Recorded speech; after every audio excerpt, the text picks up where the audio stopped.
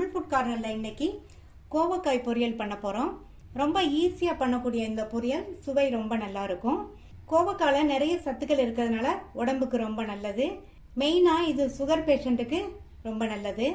இப்போ இந்த பொரியலை எப்படி பண்றதுன்னு பார்க்கலாம். இந்த பேன்ல 1 டேபிள் ஸ்பூன் எண்ணெய் சூடானதும் அதில் 1/2 டீஸ்பூன் கடுகு பொரிஞ்சதும் அதில் 1 டீஸ்பூன் கடலை பருப்பும் 1 டீஸ்பூன் உளுந்தம் பருப்பும் சேர்த்து இந்த மாதிரி பருப்போட கலர் லைட்டாக மாறினதுக்கு அப்புறமா அது கூட கறிவேப்பிலை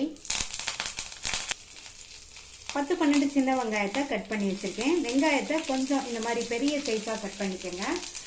காயோட வதங்கி வரும்போது கரெக்டாக இருக்கும். அடுத்து 4-5 பூண்டையும் இந்த மாதிரி கட் பண்ணி சேர்த்துக்கலாம். கூடவே 4 காஞ்ச மிளகாவையும் இந்த மாதிரி கிள்ளி சேர்த்துக்கலாம். இப்போ எல்லாத்தையும் நல்லா வதக்கி விட்டுருங்க.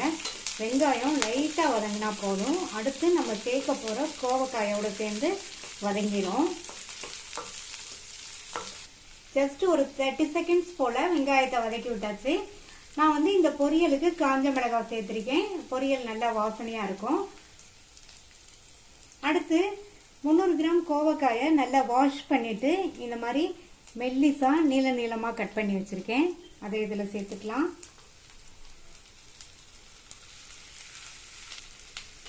கோவக்காய் சேர்த்ததுக்கப்புறமா நல்லா எண்ணெயிலேயே நல்லா இந்த மாதிரி பிரட்டி விட்டுருங்க.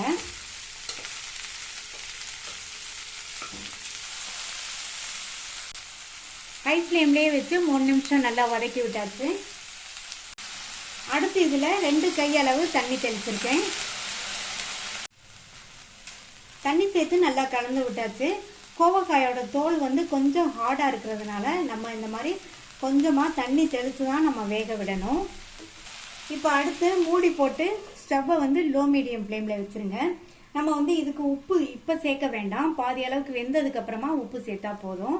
இந்த காய் பாதி அளவுக்கு வெந்து வரட்டும். அப்பப்போ ஓப்பன் பண்ணி பார்த்து கிளறி விட்டுக்கங்க. இப்போ 5 நிமிஷம் ஆச்சு. திறந்து பார்க்கலாம். மேல் தோல்லாம் கொஞ்சம் சாஃப்டாகி காய் பாதி அளவுக்கு வெந்திருக்கு. இப்போ இது கூட 2 பிஞ்ச் மஞ்சள் தூள் சேர்க்குறேன். அடுத்து இந்த காய்க்கு தேவையான அளவு உப்பு சேர்த்துக்கலாம். சேர்த்துட்டு மறுபடியும் நல்லா இந்த மாதிரி மிக்ஸ் பண்ணி விட்டுருங்க. நல்லா கலந்து விட்டதுக்கு அப்புறமா மூடி போட வேண்டாம். ஓப்பன்லயே இந்த காய் ஃபுல்லாக வெந்து வரட்டும். இந்த பொரியல்ல காரத்துக்கு நான் காஞ்ச மிளகாய் மட்டும்தான் சேர்த்துருக்கேன். அதுவே கரெக்டான காரமாக இருக்கும்.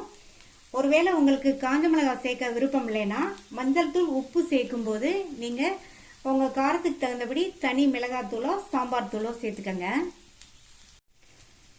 மூடி போடாமல் லோ மீடியம் ஃப்ளேம்லேயே வச்சு 7-8 நிமிஷமாக கோவக்காய் சுருளை வதங்கி நல்லா சாஃப்டாக வெந்துருச்சு.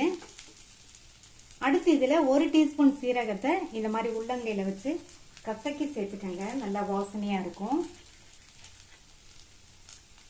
அடுத்து இதில் தேங்காய் துருவல் சேர்த்துக்கலாம். நான் 3 டேபிள் ஸ்பூன் தேங்காய் துருவல் சேர்த்துருக்கேன். இந்த மாதிரி தேங்காய் துருவல் நிறைய சேர்த்தோம்னா டேஸ்ட் ரொம்ப நல்லா இருக்கும். தேங்காய் துருவல் சேர்த்ததுக்கு அப்புறமா நல்லா ஒரு தடவை இந்த மாதிரி கலந்து கொடுத்துருங்க.